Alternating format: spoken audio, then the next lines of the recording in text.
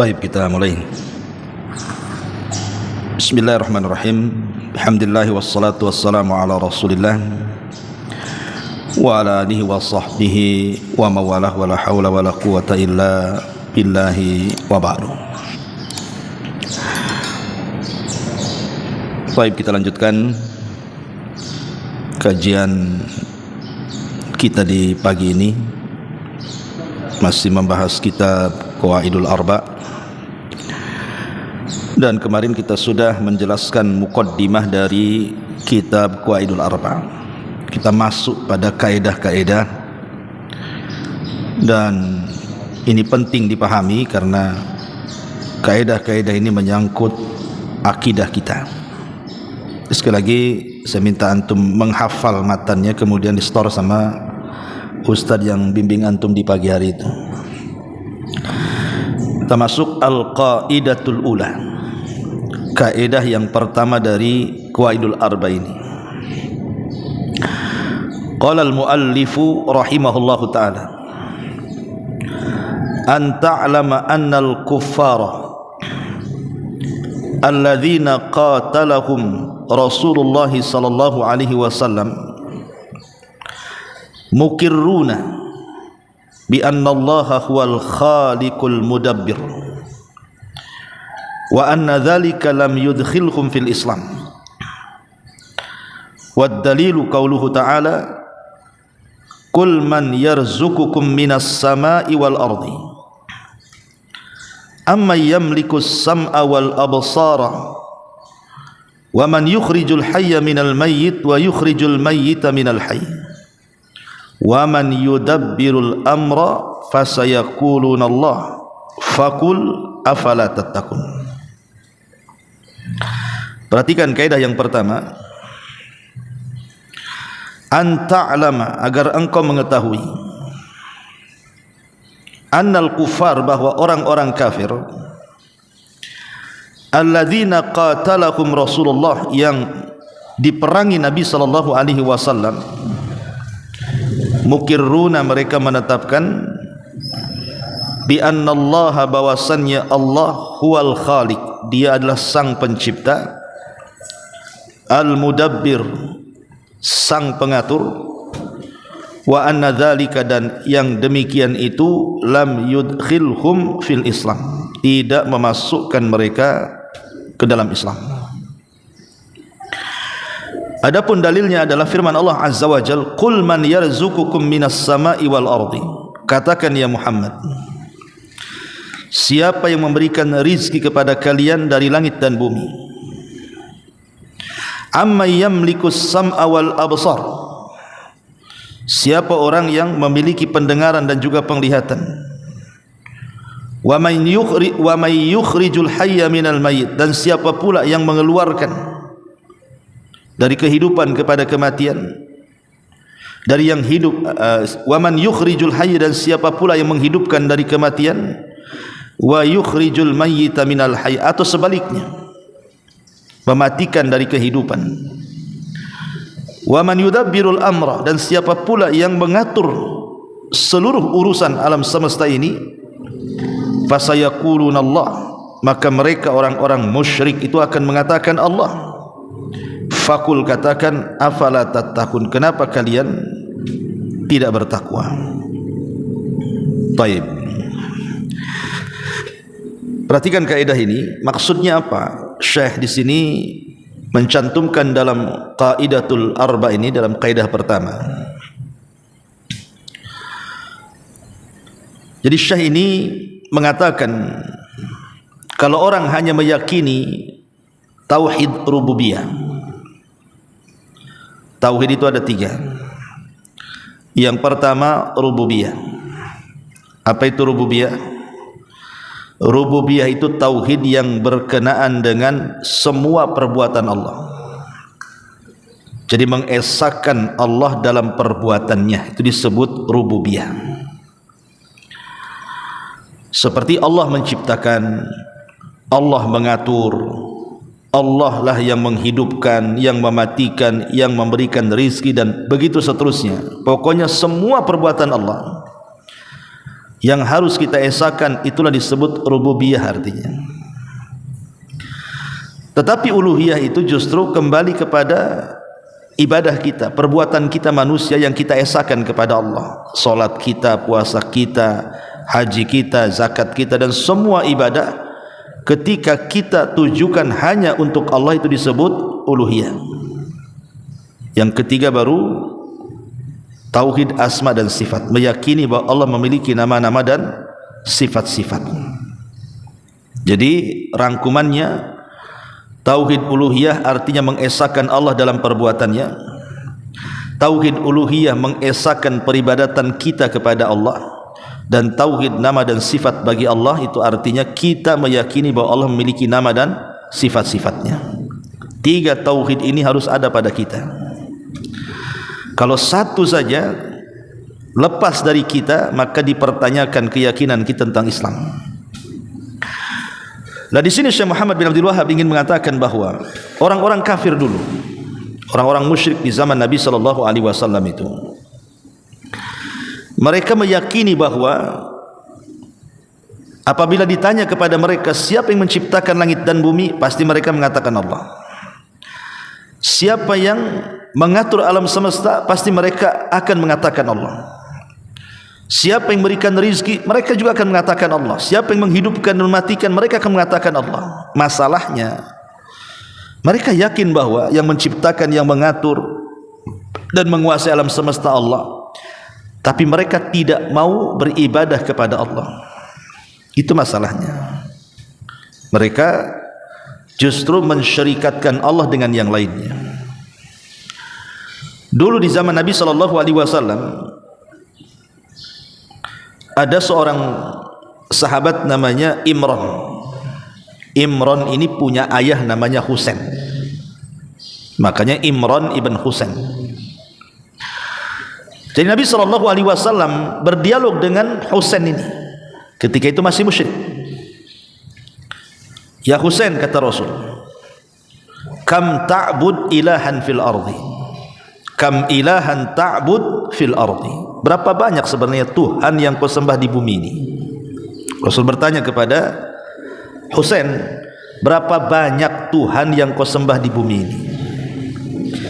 Maka kata Husain, sab'an, kami menyembah 7 Tuhan, kata. Sittatun fil ardi wa wahidun fis sama. Yang 6 ada di bumi, yang 1 ada di langit. Jadi kata Husain, kami menyembah 7 Tuhan. Yang 6 Tuhan ada di bumi, yang 1 Tuhan ada di langit. Kemudian Rasul bertanya lagi, mana di antara Tuhan-Tuhanmu itu yang paling kau takuti dan yang paling kau harapkan kalau engkau berdoa ijabahnya? Apakah 6 Tuhan yang ada di bumi yang kau takuti, yang kau harapkan juga keinginanmu dikabulkan mereka, ataukah Tuhan yang ada di langit? Maksudnya Tuhan yang di langit itu Allah subhanahu wa ta'ala. Maka kata Husain, ya tentu Tuhan yang di langit itulah Tuhan yang paling aku takuti dan paling aku harapkan setiap doa-doaku dikabulkan. Kemudian kata Nabi SAW, seandainya kamu meninggalkan Tuhan yang 6 itu, kemudian fokus dengan Tuhan yang ada di langit, apakah Tuhan-Tuhan yang 6 ini akan protes? Kemudian Husain mengatakan, tidak wahai Muhammad, karena Tuhan yang ada di langit jauh lebih kuat dibandingkan Tuhan yang ada di bumi. Maka Rasul mengatakan, ya Husain, kalau engkau yakin bahwa Tuhan yang ada di langit maksudnya Allah itu lebih kuat, yang kau takuti dan kau harapkan semua doa-doamu dikabulkan, tinggalkanlah Tuhan yang ada di bumi yang 6 itu, fokus ke yang di atas. Gimana menurutmu? Akhirnya kemudian Husain pun setelah mendapatkan penjelasan dari Rasul, masuk di akal. Akhirnya dia masuk Islam, Husain ini. Perhatikan perbincangan Nabi SAW dengan Husain ini. Jadi orang-orang musyrik di zaman jahiliyah itu, di satu sisi mereka meyakini adanya Tuhan yang ada di langit, bahwa Allah yang menciptakan, Allah yang mengatur, Allah yang memberikan rizki, Allah yang menghidupkan, Allah yang mematikan. Tapi di sisi lain mereka menduakan Tuhan yang ada di langit dengan Tuhan-Tuhan yang ada di bumi. Mereka masih menyembah Lata, Uzza, Manat, Hubal, padahal kalau dalam kondisi mereka kesulitan, mereka menyembah Allah, berdoa kepada Allah dengan cara ikhlas. Itulah yang kata Syekh di sini, kalau hanya meyakini tauhid rububiyah saja, bahwa Tuhan yang ada di langit, Allah subhanahu wa ta'ala yang memberikan rizki, mengatur dan begitu seterusnya, sementara engkau belum meninggalkan Tuhan-Tuhan yang ada di bumi, itu belum memasukkan kau ke dalam Islam. Karena yang namanya tauhid rububiyah itu adalah tauhid fitrah yang Allah fitrahkan kepada manusia. Ingat ya, tauhid rububiyah itu tauhid fitrah yang Allah fitrahkan kepada manusia. Saya buat analogi kayak gini biar antum paham. Kalau ada orang di hutan belantara, ada orang primitif lah kan, orang-orang yang hidup di hutan belantara itu namanya orang primitif, orang-orang yang nggak pakai baju tuh, kadang-kadang pakai koteka saja. Tidak ada ustadz yang ke hutan berdakwah kepada mereka, tidak ada kiai tuan guru yang berdakwah Islam kepada mereka. Murni mereka itu tidak tahu soal agama. Mereka dilahirkan di situ, bapak buyut mereka juga di situ, tidak tersentuh dengan agama manapun. Tidak mungkin kemudian orang-orang yang dalam hutan belantara itu tidak meyakini adanya Tuhan. Pasti fitrahnya akan menggiring mereka mencari Tuhan. Kalaupun tidak ada ustadz yang sampai kepada mereka menjelaskan soal Tuhan, tapi fitrah mereka akan menggiring mereka mencari Tuhan. Buktinya apa? Buktinya adalah orang-orang yang ada di hutan-hutan belantara itu, sebagian mereka ada yang menyembah pohon, sebagian mereka ada yang menyembah akar-akaran, batu-batuan dan begitu seterusnya. Kenapa coba? Mereka sampai mendewakan pohon ini, pohon itu, batu ini, batu itu, karena naluri fitrahnya itu. Naluri fitrah dia itu mencari bahwa dia tidak mungkin tercipta begitu saja, pasti ada sang pencipta di sana. Makanya nalurinya itulah, atau disebut dengan fitrah itulah, yang kemudian mereka mencari-cari siapa pencipta saya itu. Cuman karena tidak ada yang menjelaskan siapa Tuhannya, makanya salah ketika mengambil sesembahannya. Akhirnya pohon disembah, binatang disembah, batu disembah gitu kan. Tapi dari sini kita tahu bahwa ada naluri fitrah, bahwa manusia itu dibekali rububiyah, bahwa di sana ada sang pencipta, di sana ada sang pemberi rizki, di sana ada sang penghidup dan pemati, sang penguasa alam semesta. Tahu itu, padahal tidak ada ustadz yang masuk ke dalam hutan itu. Dari sini bahwa rububiyah itu fitrah. Semua manusia, tidak mukmin, tidak kafir, mereka meyakini tentang rububiyah itu, bahwa tidak ada yang menciptakan kecuali Allah, tidak ada yang mengatur kecuali Allah, tidak ada yang menguasai kecuali Allah, termasuk orang-orang yang dalam hutan belantara yang saya contohkan itu.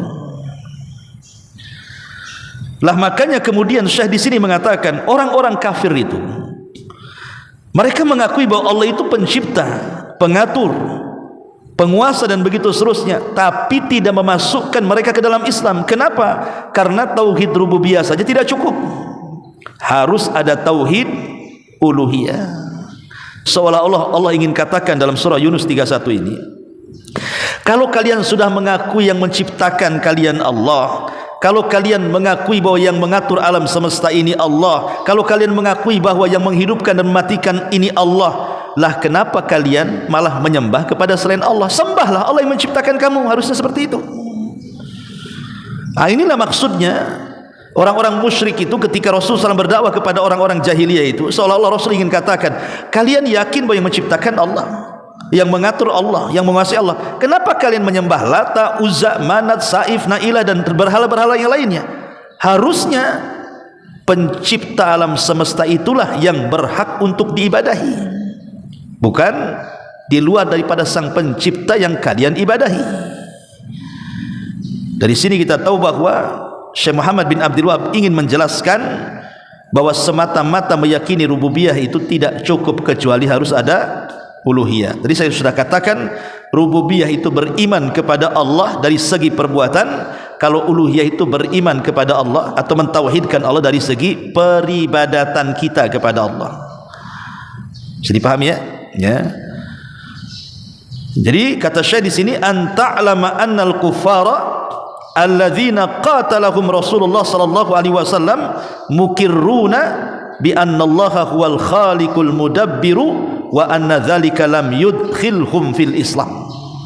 Agar engkau tahu bahwa orang-orang kafir yang diperangi Rasul itu mereka juga menetapkan bahwa sang pencipta dan pengatur itu Allah, tetapi tidak memasukkan mereka ke dalam Islam. Coba logika yang lebih jelas lagi biar antum paham. Coba antum tanya kepada orang-orang yang di luar daripada Islam, selain ahli kitab ya, selain Yahudi ataupun Nasrani, antum tanyalah kepada orang-orang yang beragama yang mereka menyembah berhala. Tanya kepada mereka, siapa yang menciptakan langit dan bumi? Pasti mereka akan mengatakan Tuhan.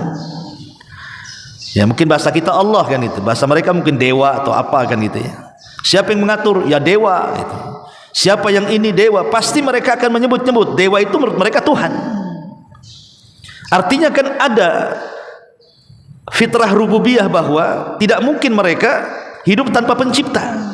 Pasti mereka meyakini mereka itu hidup dengan adanya pencipta. Mereka yakin bahwa yang menciptakan saya mungkin dewa ini, dewa itu, maksudnya Tuhan itu kan. Itulah namanya rububiyah namanya. Tapi apakah kemudian mereka dikatakan muslim karena mereka meyakini bahwa yang menciptakan adalah Tuhan, yang mengaturlah Tuhan? Tidak. Kenapa? Karena mereka tidak menguluhiyahkan Allah. Mereka tidak mengucapkan kalimat la ilaha illallah, kecuali mereka bersyahadat. Itulah uluhiyah namanya, la ilaha illallah. Kalau mereka mengucapkan kalimat la ilaha illallah, baru jelas mereka harus membuang sesembahan yang mereka sembah selain daripada Allah, kemudian menetapkan hanya satu Tuhan saja. Makanya ketika Nabi SAW berdakwah ke orang-orang Quraisy itu, orang Quraisy kan sesembahannya banyak, kawan. Ya, ada Lata, Uzza, Manat, Hubal, Saif, Nailah, macam-macam sembahan itu. Bahkan Khalid bin Walid ketika menghancurkan berhala di sekitar Ka'bah itu ada 350 berhala lebih dalam Fatu Mekah itu, yang ditumbangkan oleh pasukan Nabi dalam Fatu Mekah itu. Jadi Nabi SAW mengajak mereka untuk mentauhidkan Allah bukan hanya dari rububiyah, tapi dari segi uluhiyah juga. Bukan hanya sekedar kalian meyakini bahwa yang menciptakan Allah, yang mengatur Allah, yang menguasai Allah, yang menghidupkan Allah, yang memberikan rezeki. Bukan hanya sekedar itu kata Rasul, tapi sembah juga Allah. Tinggalkanlah patung-patung itu. Sudah tinggalkan patung-patung itu. Seperti tadi kisahnya siapa? Dialog Rasul dengan Husain kan gitu ya, yang mengatakan kami punya 7 Tuhan, yang 6 di bumi, yang 1 di langit. Kata Rasul, tinggalkan yang 6, cukup yang 1 saja. Lah Rasul ingin mengatakan seperti itu kepada orang-orang musyrik. Sudahlah, tinggalkan Lata, Uzza, Manat itu. Kalau kalian meyakini menciptakan Allah, sembah yang menciptakan kalian, sembah yang mengatur kalian, sembah yang menguasai kalian. Tapi apa jawaban mereka? Aja'alal alihata ilahan wahid inna hadza la syai'un ujab. Apakah kami harus meninggalkan Tuhan-Tuhan kami yang banyak ini dan hanya terfokus kepada satu Tuhan saja? Ini agama aneh kata mereka. Apakah kami harus meninggalkan Lata, Uzza, Manat kemudian fokus menyembah Tuhan? Wahai Muhammad, ini agama aneh ini namanya. Oh enggak katanya. Tapi logikanya di sini ikhwan, ketika mereka kemudian di saat genting-gentingnya ada masalah, orang-orang musyrik Arab itu tidak pernah menghadapkan wajah mereka ke Lata, Uzza, Manat, tetapi mereka menghadapkan wajah kepada Allah. Contoh umpamanya kisahnya Abdul Muthalib. Dicontohkan kisah Abdul Muthalib. Jadi ketika Abdul Muthalib ini berdialog dengan Raja Abraha, Raja Abraha yang akan menghancurkan Ka'bah dengan pasukan gajahnya itu. Jadi Abraha ini bertanya kepada orang-orang, siapa sayyidnya wilayah sini katanya, siapa tuannya wilayah sini? Maka orang-orang mengatakan Abdul Muthalib, kakeknya Nabi. Maka dipanggillah kemudian kakeknya Rasul itu berhadapan dengan Abraha. Di situ terjadi dialog ya. Abdul Muthalib pakai bahasa Arab, Abraha pakai bahasa Ethiopia, kan tidak nyambung tuh. Akhirnya menggunakan penerjemah. Lah, ketika terjadi dialog, kemudian Abraha bertanya kepada Abdul Muttalib soal bagaimana pendapat dia bahwa dia akan menghancurkan Ka'bah. Sebenarnya Abraha itu kan dibandingkan orang-orang musyrik Arab kan lebih dekat kepada kita, karena dia kan agamanya Nasrani, sementara orang Arab itu umumnya musyrik, ya. Tapi kenapa Allah tidak izinkan dia menghancurkan Ka'bah? Justru dikirim burung ababil, coba. Karena 50 hari setelah penyerangan itu lahir Nabi. Jadi Allah tidak izinkan Ka'bah dihancurkan Abraha karena 50 hari setelahnya lahir Nabi SAW. Tapi bukan itu masalahnya. Jadi Abraha ini bertanya kepada Abdul Muttalib soal pendapat dia, bagaimana kalau kau hancurkan Ka'bahmu itu? Disangkanya Abraha, Abdul Muttalib akan membela dan merengek-rengek, jangan kau hancurkan. Enggak, rupanya dia tenang-tenang saja.